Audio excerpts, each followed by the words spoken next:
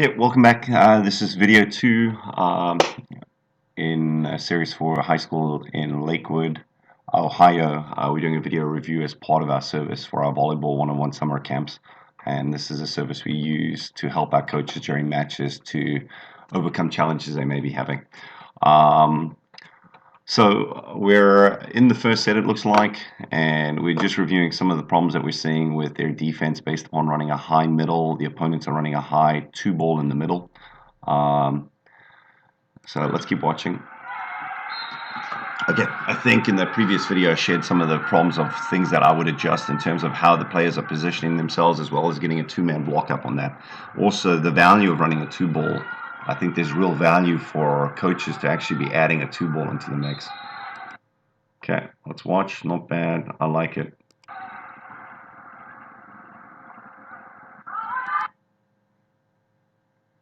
It was interesting right there. Right before that happened, it seemed like the passer in area 5 did not have a clear look on the ball. I don't know if that happened on purpose, but it looked like she moved her head right before that ball was served. So, let's see if she gets aced. Okay, other girl got aced. So it's almost as if they were screening them there. So one of the things I really want passers to focus on is getting a good view of the server. It often happens where they don't. Looks like she's having problems seeing right now.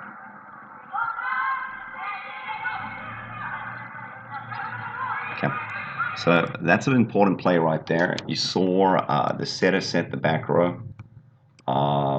There's been some science and studies around, especially high school. The study was around college volleyball for women, and basically it determined that setting the back row was pretty ineffective in college volleyball. You'll see the USA women's team set the back row. The level of hit is a whole nother level. But most of the time, when setting the back row at high school and college in the United States, the back row set isn't very, very effective. So I think this is a bad choice option. You've got your number 13 hitter ready to go. I think you didn't square your shoulders, setter. Boom. And made it pretty bad set. So really focus on squaring your shoulders to the outside.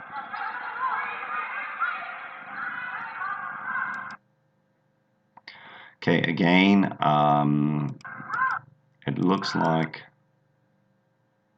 I like that defense more. They've been hitting the line. I would maybe have our area 1 defender a little bit further back and our area 5 defender a little bit further back. I like the area 4 defender over here, but I wouldn't mind them a little bit more towards the 10-foot line. Oh, you see, there you go.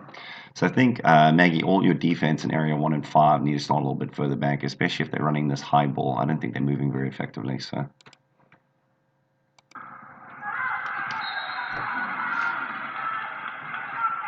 When I say not moving, I don't think they're moving back very effectively from base to adjusted defense. So I think that's 2 or 3 points in a row right now. So it seems like they're getting on a run. So we need to stop this.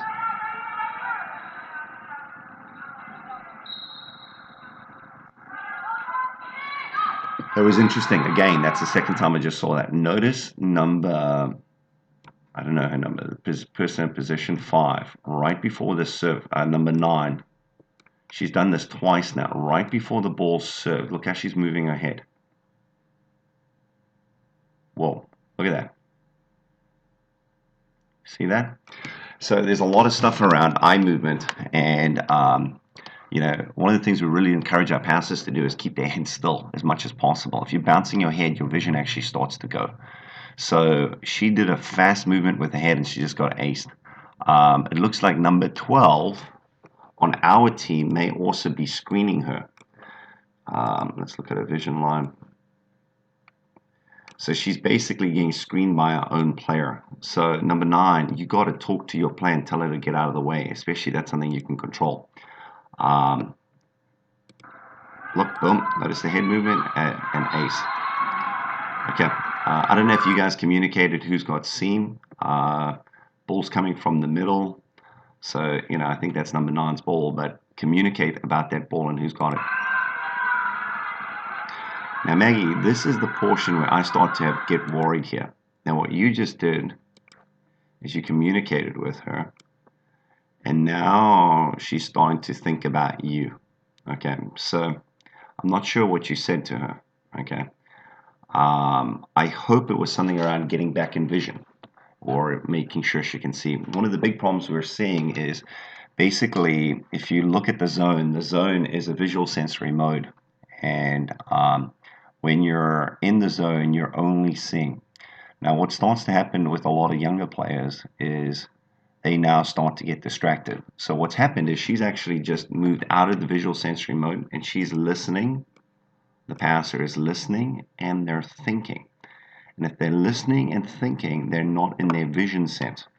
Now the key is if you're in your vision sense, you can make the ball go slow down. Slow down. You can actually be in the zone. You can do a lot of pretty magical things. The concern I have right now is now she's starting to think about you. So let's see what happens. Okay.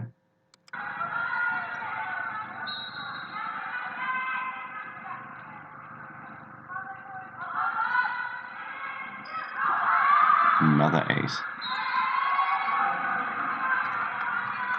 Okay, so they've just gone on a run of 3 or 4 points.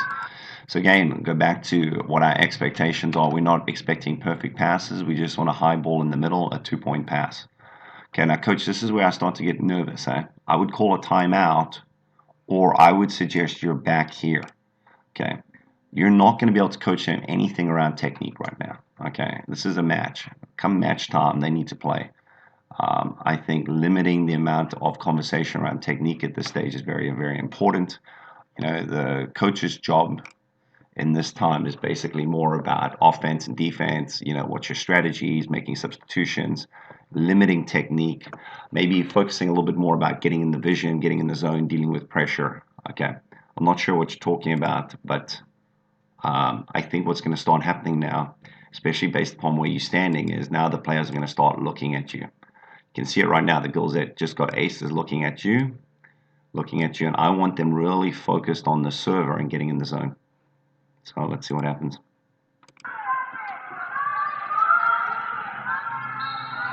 Oh, she looked at you. Notice that? So the person just got aces looking at you. So now, because she's looking at you, she's not in her vision sense. I'm not sure if the coach that came out really spoke about this. So let's talk about this. You basically have 5 senses. 4 energy systems in one thinking body, and you can't be centered on any one sense, including your thinking, while doing the other senses. If you're currently talking to her, she's now moving into her hearing sense. Okay, and if she's in her hearing sense, she's not in her vision sense, which starts to become a problem. I did a really good video. It's part of my volleyball coaching nightmares with a high school coach out here in Los Angeles. Now, the thing that I get nervous about is now you're going to really start seeing the players going up and down emotionally because they're not visually centered.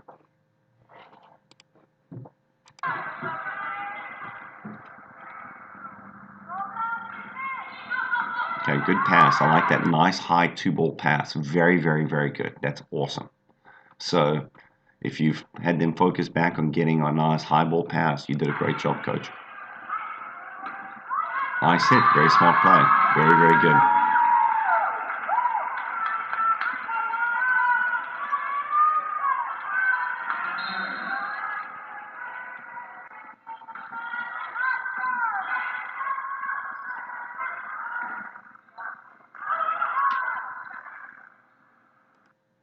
Okay, on that free ball, again, we want to free ball the ball to the middle. Don't get the setter in a weird position. So we want to teach that we always push the ball middle. Okay, we don't push the ball to area 2. That way the set is moving forward on that free ball. Setter, make sure you're defending area 2 and you're moving forward.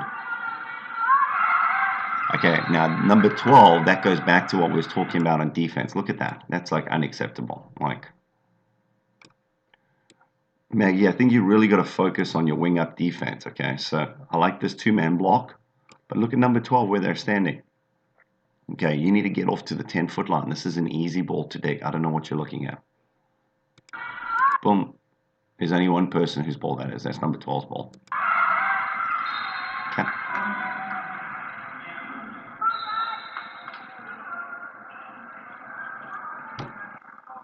Maggie, so you're starting to make me nervous. You're jumping up and down. You're moving a lot. Remember, the energy of the room moves to the highest energy of the person. So now, as you're starting to get nervous, your players are starting to get nervous. So I would try and calm down and just sit down and relax, or don't let your players see you. Stand behind the service line. Another great hit. Two-man block. I think she had a one-man block. Let's see.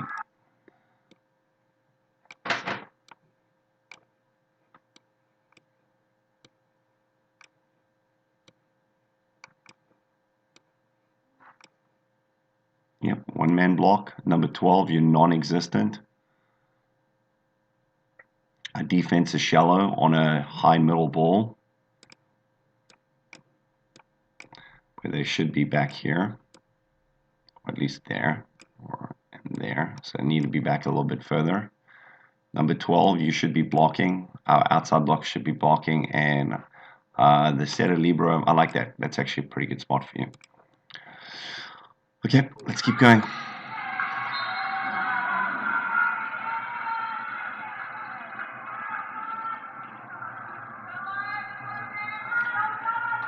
Okay, so we're into about 11 and a half minutes. So I'm going to pause this one and then we will move on in just a second. Coaches with questions, let me know. And this is part of the service we offer as part of our Volleyball 1-on-1 summer camps.